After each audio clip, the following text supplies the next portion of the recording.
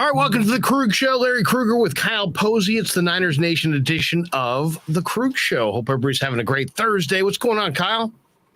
Hey, man, I'm doing well. Nice to see you. How's your Thursday going? You're doing some moving around today, right?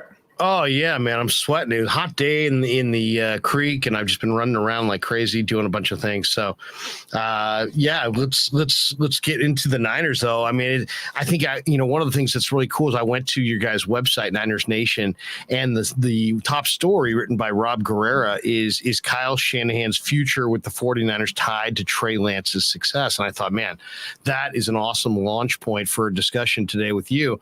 What do you think? I mean, it's like Shanahan I think if every coach in the NFL were a free agent, he would probably get one of the top 5 contracts, let's say, if everybody was out there free. I think he's held in high regard, and yet he doesn't have a Super Bowl win, and he's had some moments that he, in my estimation, kind of went away from the run too much, maybe in some key situations. And, some people think he can't finish. I think he's an incredible play caller and play deviser and schemer and sequencer, but and I can see the critiques as well. He's sub 500. He's got to own that record. What do you think? Where are you on Kyle Shanahan? And I guess how much is this draft pick with Lance and Lance as a prospect? How much do you think that whole factor is tied to Kyle's future? I mean, I know that sounds crazy because Kyle, I think, is one of the better coaches, but does he need Lance to succeed to continue, or does he continue without Lance succeeding, even if Lance fails? Yeah, so I think when you're just talking about Kyle Shanahan being one of the better coaches in the NFL, I think there's no doubt about it. And sure, he has a win-loss record, but we've seen what happens when he has just like a competent quarterback, not even an all-pro or Pro Bowler, or even an above average, just like a guy who can tie his shoes. The 49ers win when they have, a decent quarterback. And you talk about him coming up short. I think everybody would agree that he's one of the most innovative minds in the NFL. Like, he's one of the creative play callers. And it seems like they run 8 or 9 plays and everybody knows what's coming and they still can't stop it. So to me, what he and McVay are doing is more impressive than, like what an Andy Reid does, where they're having all these kind of plays that are spread out. But one of his biggest strengths are going back to plays that work. And when you talk about going away from the passing game or going away from the running game when he needs to, ironically, like, he's too smart for his own good when he doesn't need to be. And that's what kind of shoots him in the foot. But I think as far as talking about Lance Lance being tied to his success, I don't think so. And I think it kind of goes deeper than that. Like, what are we talking about as far as Lance being a failure? Is it Lance is bottoming out after year 1 where he looks unplayable? Or is it Lance like a soft landing as far as, an 8-8 quarterback, or a guy who gets you to 500, who you can win with occasionally, but isn't really moving the needle? So I think we have to dive a little deeper when we're talking about is Shanahan tied to Lance in that term? So what do you think about that? If Lance were to be a middling quarterback, let's call him in, and I'll just throw the name Alex Smith out there because that's who people would, throw that term around with, talent-wise anyway. So if he were to be like an Alex Smith where you can win with him, but more than likely if you want to get over the top, you're going to have to go another direction, knowing what they paid for what they paid for Trey Lance, would that be ruled as, a failure for Kyle Shanahan? Yeah, I mean, you're right. There's nuance to this, right? There's any number of ways it could go. What if he looks great, but he suffers a debilitating injury, and then all of a sudden his career is shortened? And did he win Super Bowls for you? No. And the people who want to hold your feet to the fire publicly about the pick could, but maybe he's on a trajectory to, at that point to be, a very good quarterback or a great quarterback. Everything's about glimpses and glances and moments, and in the NFL, there's so much injuries. You got to factor in all these different factors, your O-line, your supporting cast.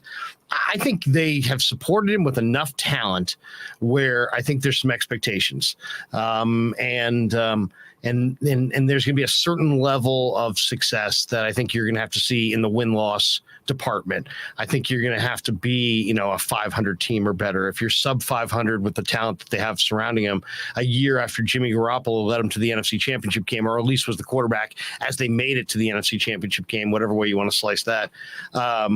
I think that's going to be disappointment. That'll be viewed as somehow a failure or not meeting expectations. I mean, that's kind of where I would draw the line. If they're somehow sub 500 and they had a healthy year, Deebo's healthy and Kittle's healthy, but Trey completes 52%, and there's turnovers and there's inconsistencies, and most of the year it looks like the first half against the Texans where you look good at moments, but you're just not moving the team consistently down the field, and the offense is not putting points on the board. I mean, it's kind of a bottom line deal, right? It's tied to what everything's tied to in offensive football: points and wins. If you produce points and wins, people will pat you on the back. If you don't produce points or wins, people will point the finger. So at the same time, we're talking about the number 3 overall pick, and with that comes expectations. Like there has to be expectations, especially, and he's not just the number 3 overall pick. He was the first rounder in 3 straight drafts. So the expectations by nature of what they gave up for him, like we have to essentially, they drafted hoping that Lance would be a superstar, right? Based on what they give up for. So keeping that in mind, and at the same time, it could be the other way around. What if he is a guy that scores a bunch of points and it's on the defense for falling short? That has to be taken into account as well, because we've seen other quarterbacks run into it. Or situation this year, they have a great season, run into Tom Brady, and have to go to Tampa Bay in the first round. The odds of Trey Lance going to Tampa Bay and beating Tom Brady on the road in his first year, that's probably not going to happen. So a lot of different ways that you can tie this, or this story, you can tell this story. So it's kind of interesting to, when you dig in a little deeper and figure out all the different ways that this can go. Well, it's interesting. If you said like Kirk Cousins, his career, there's people that will point to stretches of Cousins' career and be like, look, you can win with that guy. He's good enough, man. He really can get it done. And then there's other people that can point to other points of his career and say, look, see, he can't get it done. Right. And if you got him, you got to look for you got to be looking for somebody else, because he's not really a top tier guy. So what if Trey's in that category? What if he has spurts of greatness and spurts of failure, and you just can't ever get any kind of consistency? There a lot. I guess what we're both saying is a lot of football has to be played before we can make any kind of determination. I do think it's interesting though, and there's an article up by Rob Guerrera on Niners Nation, and the question, the title is where's the Trey Lance hate coming from? And people say, well, hate, what do you mean? There's no hate. Well, it's not really hate, but there's been an awful lot of criticism, and he sums it up here. Joe Montana said Super Bowl week that players told him Trey wasn't ready to play. Matt Lombardo said Trey continually underwhelmed the coaching staff. Albert Breer questioned whether Trey Lance can run Kyle Shanahan's entire playbook. Ryan Harris, I'm not familiar with him, but he works for CBS Sports, said yesterday, from players I've talked to and coaches I've talked to who were at the 49ers, Trey Lance is really leaving a lot to be desired in terms of the fitness of his arm, whether or not he can digest the playbook and can really start to process the game at a high level. And it goes on and it goes on. And it just seems like there's an awful lot of people criticizing Trey. He hasn't even really had an opportunity to get out there. What do you make of all that? I mean, we kind of hit this a little bit last week, but I'm a believer in this kid, and I really think he's going to get it done. But there's an awful lot of people out there that are skeptical, and I'm not, and they're more than willing to voice their opinion. A 21-year-old with arm fatigue? Yeah. Have you seen him throw the ball? Have you seen the RPMs that he puts on the ball? Yeah. I imagine they could play 30 games and his arm would be fine.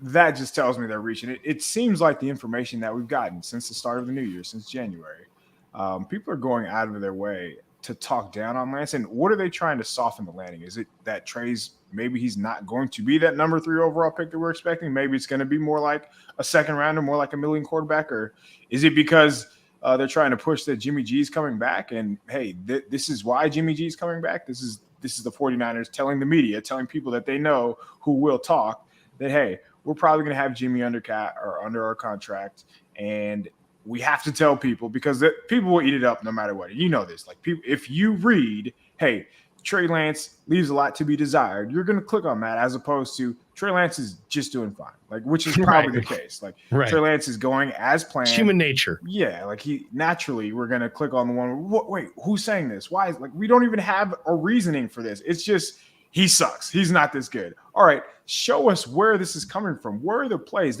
How many How many people are at OTAs watching him throw? Well, that hasn't even happened yet. So where is this coming from? I'm not buying it just because I don't know where the information is coming from. And I feel like if anybody would be the person, well, first of all, Kyle Shanahan's word is the only one that matters. And if there's anybody who's going to hold out hope for a guy that he traded up for, it's Kyle Shanahan and his ego. So I'm not buying that at all, man.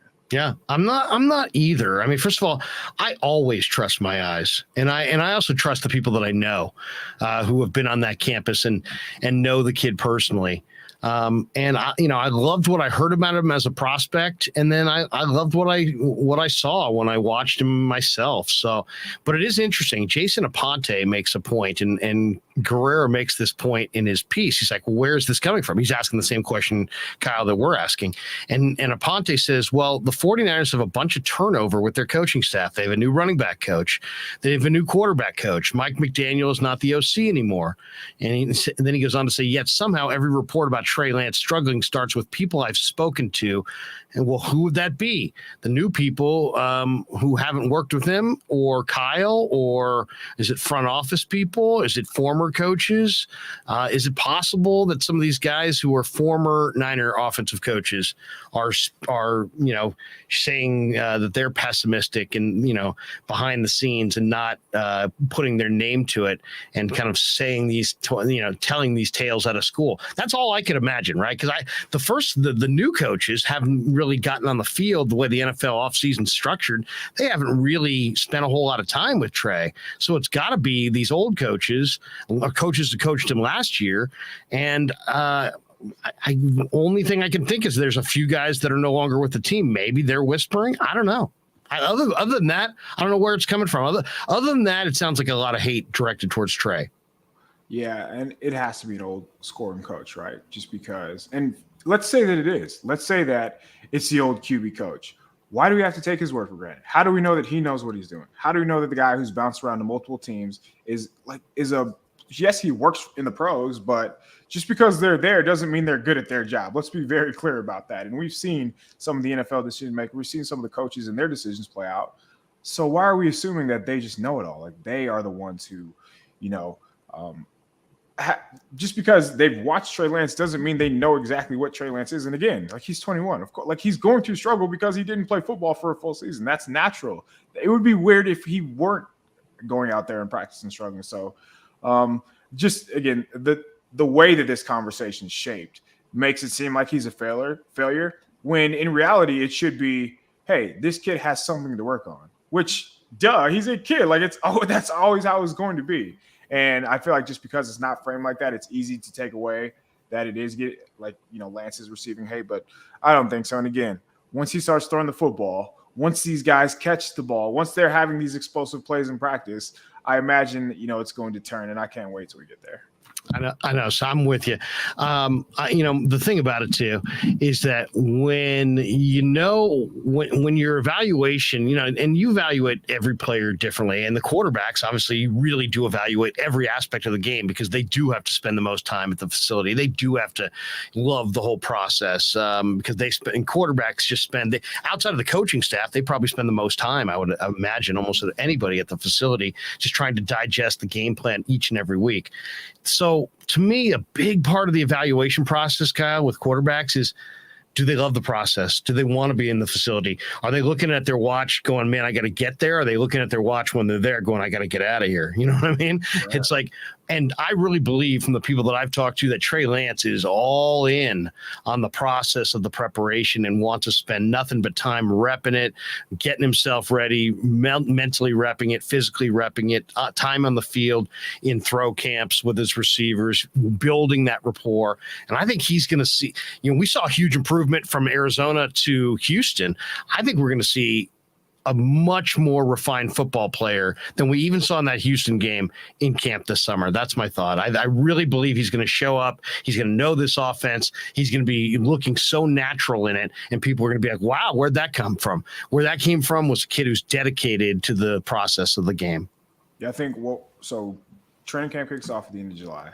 I think the Trey Lance we see at the end of July compared to the Trey Lance we see at joint practices with the Vikings, compared to the Trey Lance we see in week one, like the incremental growth that we see over that month and a half course, like is going to be phenomenal. And again, once these guys play, once a player like that, a player who's raw like a moldable ball of clay, who can essentially do anything you want to on the football field for a quarterback. And to be clear, not a lot of people can do that. Just that baseline level of talent that he has is already better than a lot of quarterbacks in the NFL. So knowing that it's just about reps, it's about him understanding what he can and can't get away with. It's just about him knowing the timing of the timing of football and getting used to playing with the receivers he's going to play with. So all of that combined over the course of a month and a half, he's going to be such a different football player. So stretch that out to the football season, which is 4.5, 5 months.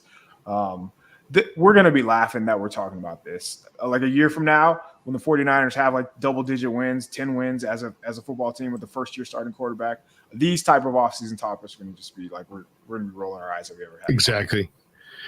We had to have something to talk about. Right. It'll be in that category. You guys had a poll question up that I thought was really good, and it was with the schedule being released.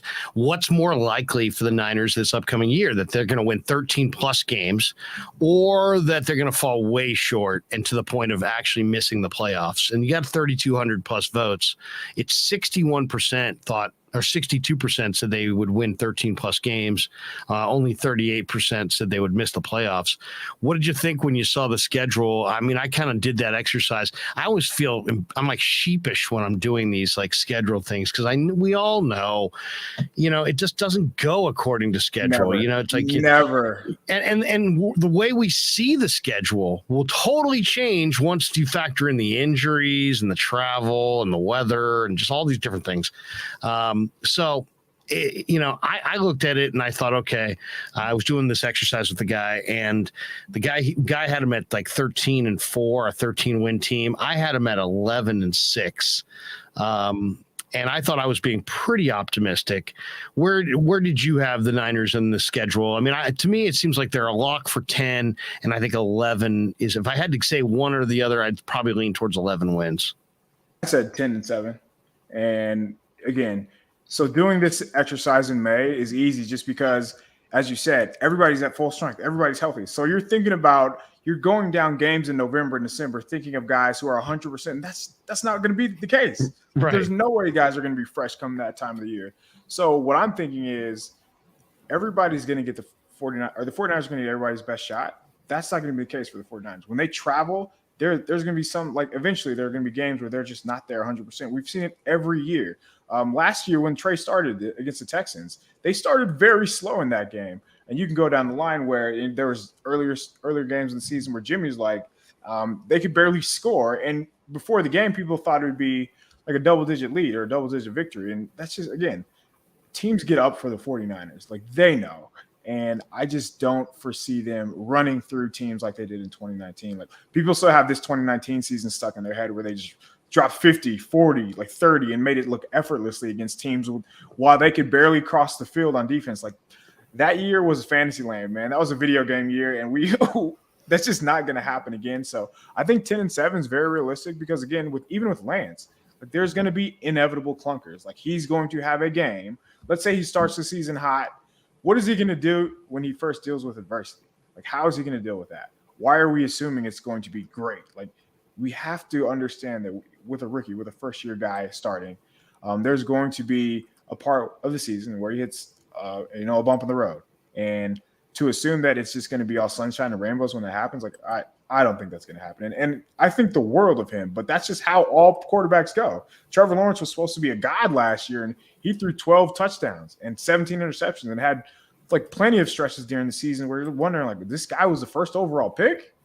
So I'm imagining it's going to be not as smooth on offense, at least out of the gate for Lance. But you can do that for every position. And again, 10-7 shouldn't be viewed as a unsuccessful season, man. Not at all. Double-digit wins, making the playoffs with Lance as a starter, that is a successful year. What do you think? I mean, to me, I don't look at him this year as a true rookie quarterback because he's had the full year. But yeah, I think, I think he's going to be really, really good. I think they're going to win a lot of games. I guess I'd be more surprised. I'd be more surprised if they missed the playoffs than I would be if they won 13.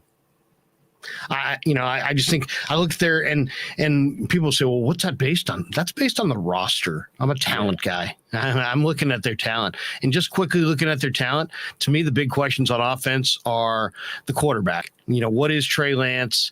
Can he stay healthy? Otherwise, all bets are off. Purdy and Sudfeld, all bets are off. Yep. But they're loaded in the backfield. They got a bunch of talented runners. They got one of the best tight ends in football. I think they've got good depth on the offensive line, though that obviously collectively outside of Trent Williams is the second question on offense.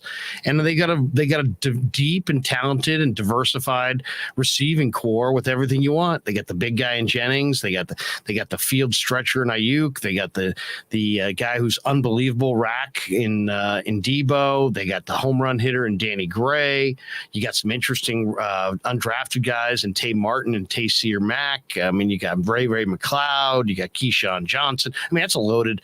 They're loaded at wide receivers. So I like what I see offensively. Defensively, as we all know, super deep line, super fast deep linebacking core, and some questions in the secondary. But I love Hufanga, so I'm not really that concerned about strong safety as others are, because I think Hufanga is a great young player who's going to step into that role.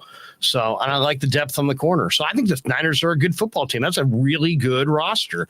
That's one of the better rosters in the NFL. I think what you were saying, 10 wins, that's a lock, man. I like the 10-win team. Now, no, you say lock. Oh God. Now all of a sudden but I think it's going to be a 10, 11, 12 in that category, in that range.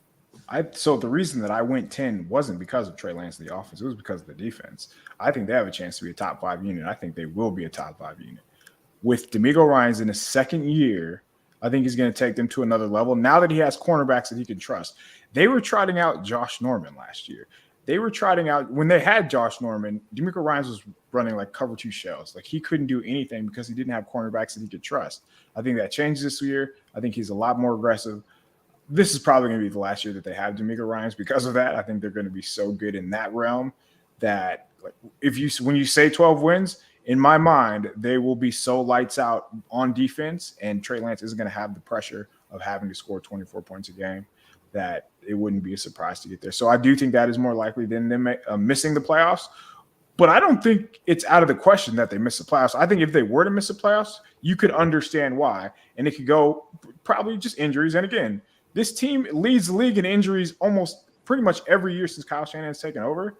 And they've done a good job of just getting higher end athletes and guys who don't have, repeat injury histories. But the way this sport goes, you just never know, and you can't predict those. Baltimore had half their team on the injured reserve list last year. That was a team that many people predicted to go a long way in football. So these are things that you can't predict. And obviously that's the last thing you want to predict. But I could see a situation where other teams get hot. Trey Lance runs into a few clunkers. The offense starts slow. There's a key injury on defense that sets them back, and there's no way to overcome them. Overcome that. There are easy ways to outline or envision a scenario where they do miss the playoffs. So what would be that reason for you? Like what happens for the 49ers to miss the playoffs? Well, I think you hit on one that is absolutely essential, and that's the injuries. And I think we should talk about this for a second. What do you think's the best plan for camp to get to week 1, in the best position? Now, McVay sits his guys militantly. I mean, like everybody who's any good at all doesn't really play. It's rookies and it's nobody of note, and he's not worried about, establishing any kind of rhythm in the preseason or any kind of momentum. He just wants to get to week 1 with his full cast of cap. He wants his money on the field, and so he's gonna baby his guys in camp. The more as time goes on, I kind of like that approach. I mean, think about it. I mean, you've coached football. You do coach football. You see the residual impact of the sport on the person's body as the season progresses. It's real. Okay, it's real. So maybe it would be best to baby these guys in camp and don't do a lot early and just try to get through it healthy and get to week 1 with your full complement of talent and take it from there. That might be the best approach. And maybe you're willing to give away a week 1 game in a 17-game schedule because you're not sharp, because you didn't really go all that hard. I'm not saying show up week 1 out of shape, but I'm saying just don't risk your top guys. Don't risk a Bosa. Don't risk a Warner. I mean, put them out there just literally as minimally as possible. Who cares if they're a little rusty week one? Just go make sure you don't lose these guys in preseason game number 2 or 3 or something. I used to be in the camp, Kyle, that said put your guys in the field and what happens happens. But now there's so much money tied to so many of these players, and there's no replacement potential for some guys. You just can't replace Bosa. I mean, they've got other guys, but you can't replace Bosa.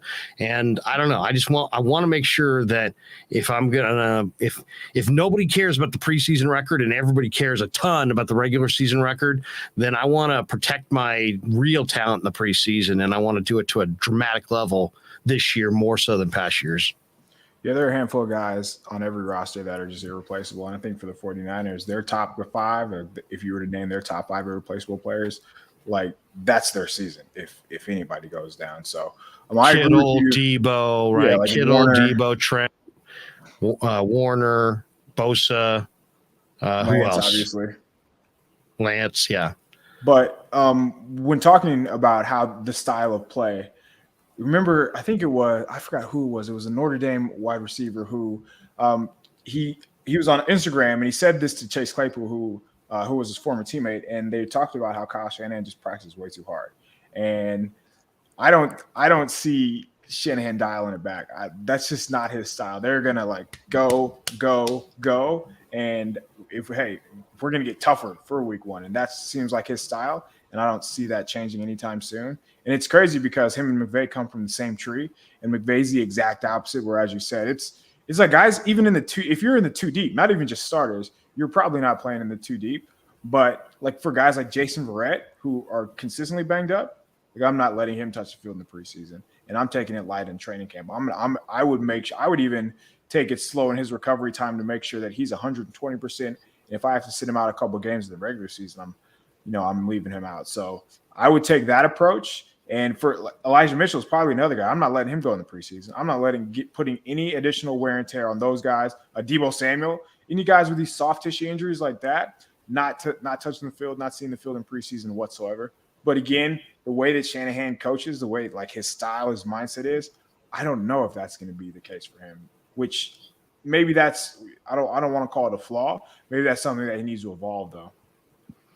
All right, let's role play here. It's middle of July, and we see each other in the dirt lot walking into Niner camp, and we're walking in.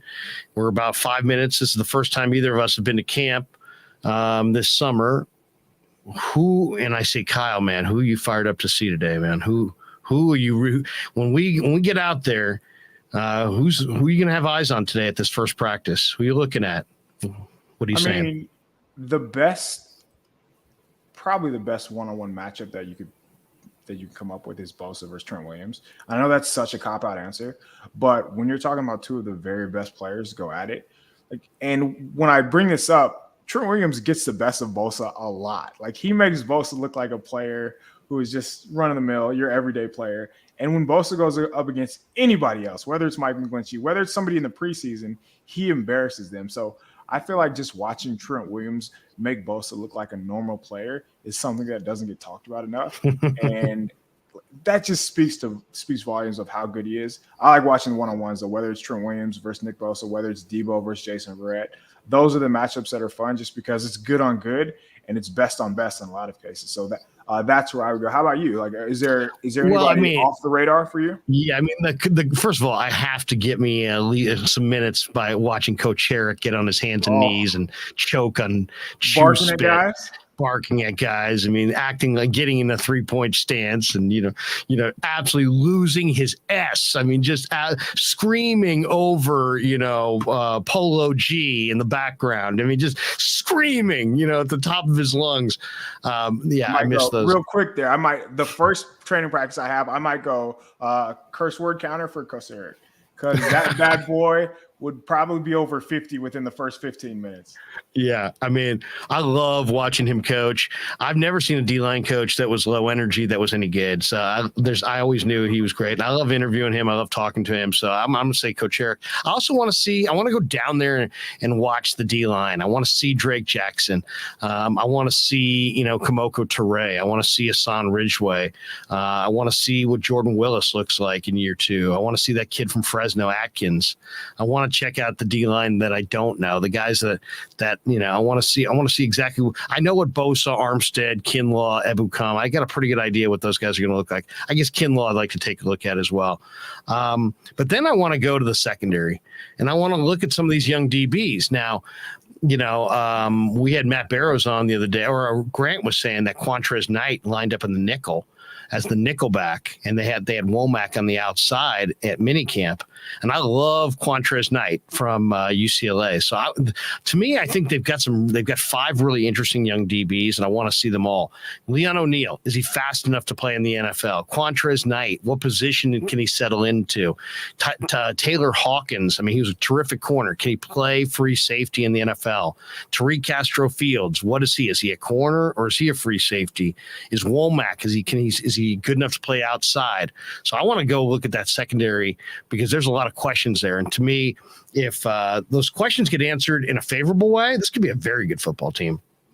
Let's talk about Kinlaw real quick, because are you sure you know what you're getting in Kinlaw?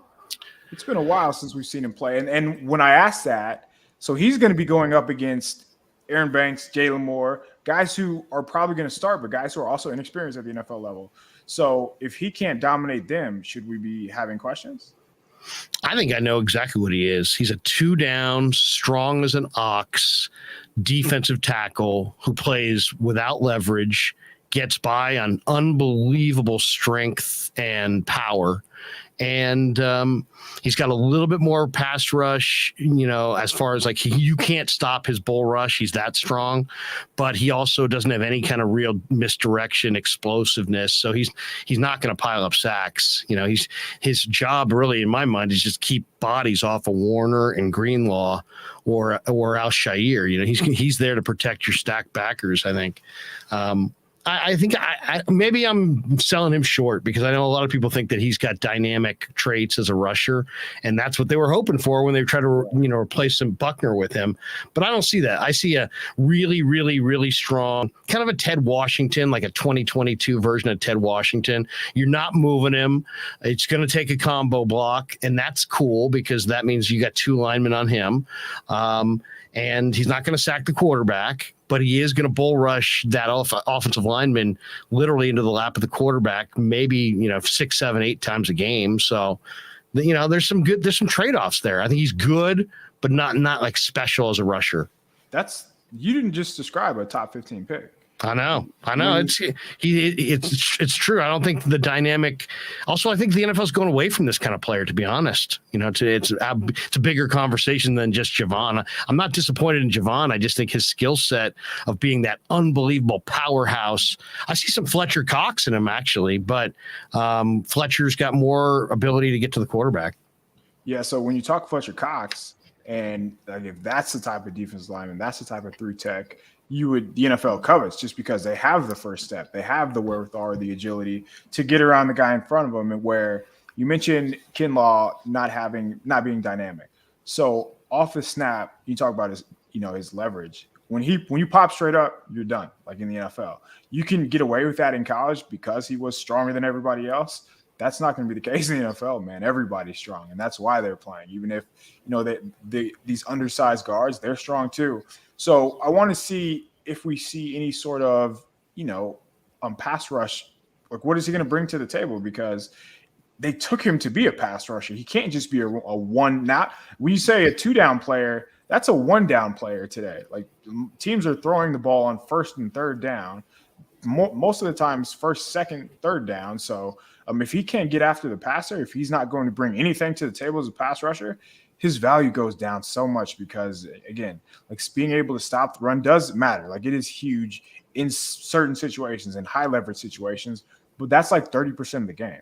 So the other 60% of the time, if he's not bringing anything to the table, do you cut his snaps down because of that? Well, it's interesting, Kyle, because he's really the only guy in that room who's not a rusher. Everybody else has got a little rush ability. Even Ridgeway. I mean, look what they got. They got inside Armstead. He definitely gives you pass rush. Hyder, absolutely. Ridgeway got some quickness. Kalia Davis, I think, is a really good interior rusher. Mo Hurst can shoot gaps. Givens can shoot gaps. I guess the only real two gappers here on the entire group would probably be Atkins, the rookie out of Fresno, and Kinlaw. So it's okay. I mean, I prefer a line that has 4 rushers, but as long as he can stay in his lane, play with leverage, keep that knee protected. Obviously that's his bugaboo is the knee. Is his knee healthy? Maybe he'll give him more pass rush than I've seen. He has 1.5 sacks in 18 games. So he's not really a pass rusher, but what he is just the strongest player in that spot, almost in the league. And it's not just weight room strength, it's functional strength. So he's got a big shoes to fill because DJ Jones was built really low to the ground. He was technically very sound. He was really, really dependable in the A gaps, and to the point where teams just didn't even try him late in the games. So I would say Kinlaw's got big shoes to fill, but they're going to lean on him heavily because he is their best interior run stuffer. By definition, DJ Jones was the best run defender in the NFL last year. It's terrific. I don't think people understand how well he played against the run. When you say teams just stopped trying them, that's not exaggerating. Like there was no chance the teams had running up the middle, and that's because not only DJ Jones, but he held his block. You talk about Kinlaw playing with leverage.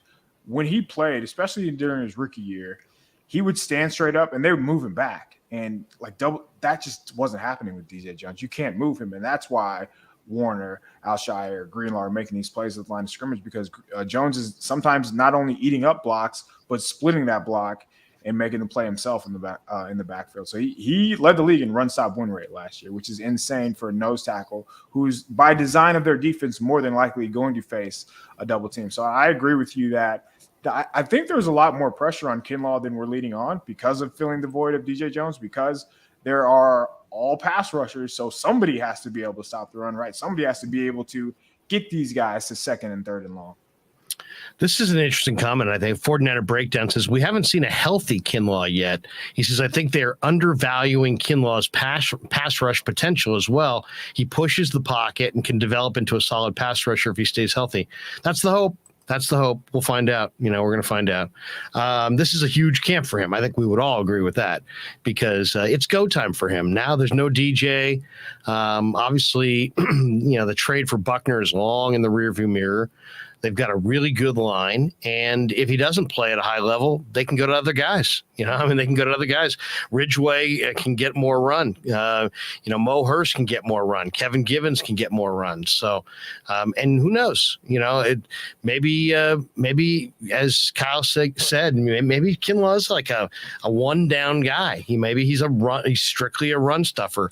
I think he's a little bit more dynamic than that. I think he'll be able to really wreck shop up front. And what I love about Kinlaw is I think on this line you got Bosa can command a double team off the edge, and you got Armstead who's unbelievable at times as a rusher. He's actually functionally strong. So sometimes you got to combo block him, and then you got to combo block Kinlaw. To me, that sets up very nicely for Drake Jackson or any other end who's opposite Nick Bosa. What'd you think of what we saw from Jackson? It seemed like he was winded. Matt Barrows, we had on this week, he said he was heavily winded in that game, that conditioning may be a factor. Or are you not concerned by that because they're going to play him in a rotation this year? Yeah, I think he plays like 30% of the snaps. And this kid's 21. It's May. I'm not putting any stock into that. We've seen him do backflips. We've seen him do things that most linemen who are 200 pounds can't do, or athletes who are 200 pounds can't do. And he's doing it at 270. So I'm not putting much stock into that. I do want to keep it on Kinlaw, though, just because he has one more year left in his contract after this. So his contract's up in 2023. What if we flip the script and he balls out this year? He does develop a pass rushing repertoire. He does push the pocket, and that leads to – so it's one thing to push the pocket. It's another thing to push the pocket and turn that into production. So let's say that turns into like QB hits instead of just pushing the pocket. Now you have to pick up his 5th-year option. Now you have to discuss whether you're going to give him an extension. Is 1 year of borderline dominant play worth that? Let's talk about that. As long as you feel like it's pretty consistent and that there's real, I mean, that's where you talk to your D-line coaches and find out, hey, how you feeling about this guy? How you feeling about his growth as a player? That's the beauty of having an awesome D-line coach is you can put total faith if you're Lynch and Shanahan in your guys up front. Daryl Tapp is on the staff. He's a good coach as well. And so I think they'll, get the vibe from, that's going to be the one thing about the Niners is that's going to be an intense competition in camp. So he's going to have to play at a high level, and they almost guaranteed it by the number of guys they've got. So if he does play at that high level and he's showing consistency, I got no problem picking up that 5th year. This is your guy.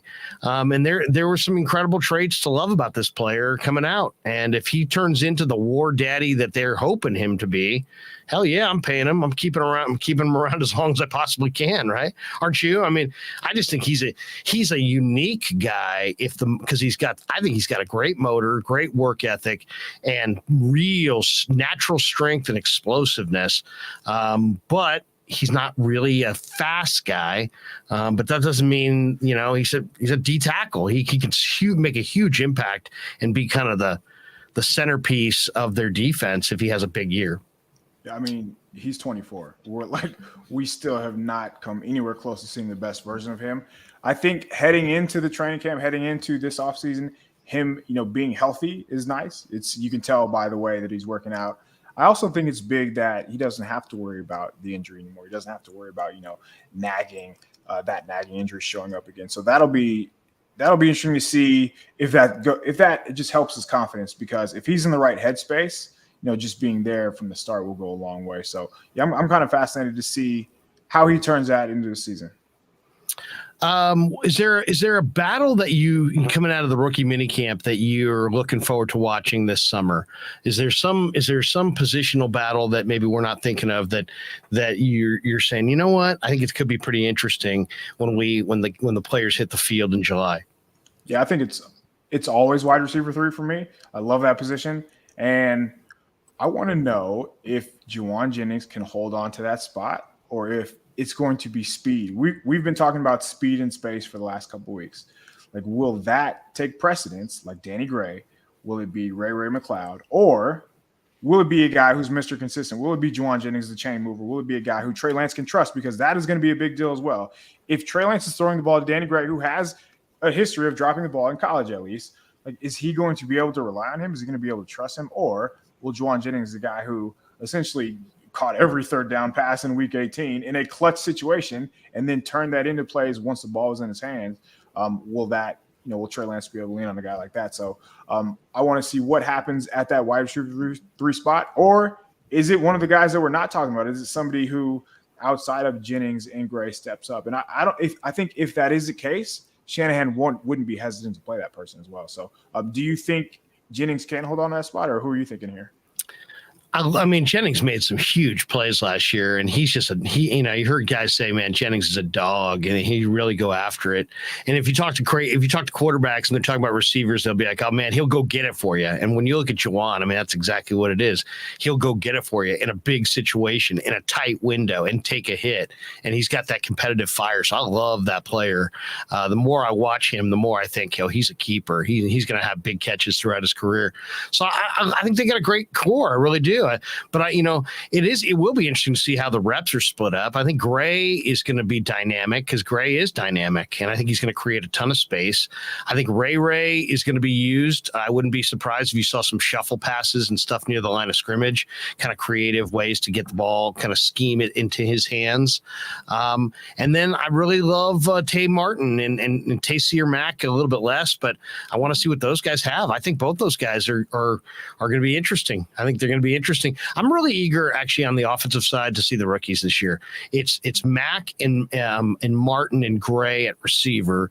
It's the 5 offensive linemen that they added for depth pieces: Burford and Schluter, Poe, West, and Zakel. And then I want to see those 2 backs. I want to see Ty Davis-Price and even Jordan Mason. And I also want to see, I'll tell you, the other guy on offense I'm really eager to see is Trey Sermon, because when the Niners drafted Trey Sermon, I pumped my fist. I was like, yes, that was a terrific pick. And I felt that way, and I still feel that way. And we didn't see it last year.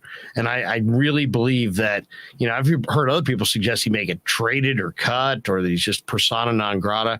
I talked to Lynch after that Seattle game. We were in lockstep. He believed, he loved what he saw of Trey as a slasher, and we never really saw him again. So I don't know what the deal was. I don't know why Banks didn't play. I don't know why Moore didn't play. I don't know why Ayuk didn't play early in the year. I don't know why Sermon didn't play late in the year. But all those guys can play, in my mind. I don't know. Banks, I guess, would be the one question. But Jalen Moore, I know, can play. And I know Trey Sermon can play. So we'll see. Can the old saying, can you get it out of him? I think he's a good player. Can they get it out of him? And if they trade him, I think somebody else will get it out of him. Where are you on Sermon? Who's the offensive position that you're looking for this summer? Yeah, I'm right with you when you talk about Moore. I think just his athletic profile, the way that he matches up against defensive linemen, that's the type of offensive lineman you're going to need moving forward. So I think they found a gem in Moore. I also, I'm a little more skeptical about Banks just because of his movement skills, just because of what he did at Notre Dame. Yes, he was a good pass protector, but I want to see him do that against high-level players in the defense or in the NFL. So I'm with you there. Running back, I don't know what to make of Sermon. I don't know if he runs with the type of running style you have to excel in the NFL. You just have to be hard-nosed. You have to run hard. You have to finish runs. And I'm not sure that he has a leg drive to do that. He has the power to do that, which is weird because at Ohio State, he finished runs often. And that's how he ended up breaking records and running for multiple 200-yard games at the end of the year. But for whatever reason, that didn't show up last year. So I want to see if one of these guys can step up. I want to see if a guy like Sermon could make us forget about his rookie year and he has another switch. He's able to take his game to another level. Because all those players you mentioned, there are a ton of first and second year players on this team who have a ton of talent, who could surprise us. So it wouldn't be surprising to see a guy like Sermon seize this role, but he just has to understand. He just has to want. He has to, again, just take his game to another level. So we'll see, man. We'll see if that's the case. Yeah, he's got to see it faster. He's got to hit the hole faster. He's got to dance less. He's got to show up in great shape with sudden movements and explosive movements. If he does that, the other one here before we jet, and I know we got to run, but man, this comment has caught my eye here. Emiliano want to see if Calvin Turner will make it far enough to see if his dynamic skills can translate. He's not the fastest. It's going to be tough for him to make the squad. Ravens may get him. He worked out for the Niners in rookie camp. I don't know if they're going to sign him, but I like Calvin Turner. I liked him at Hawaii, and I could see Calvin Turner, Kyle, with Trey Lance on some of those RPOs, and you got Calvin going one direction, and he's got great run instincts and great feel and great courage. And then you got Trey sometimes keeping the ball going to his throwing hand side, running to his right. I think that could be an explosive combination. I'd love to see that this summer. We'll see if the Niners can get that player, and then we'll see how his athleticism translates from Hawaii to the NFL. Hey, good stuff, man. Have a great weekend. Anything you want to promote that you're working on yourself at Niners Nation this week? No, man. We're just pretty much making sure the people who are talking down on Trey Lance, we're keeping receipts, we're taking notes, and we will let you know when you're wrong during the season. There you go. Have a great one. Take care, man. Yeah, never met a man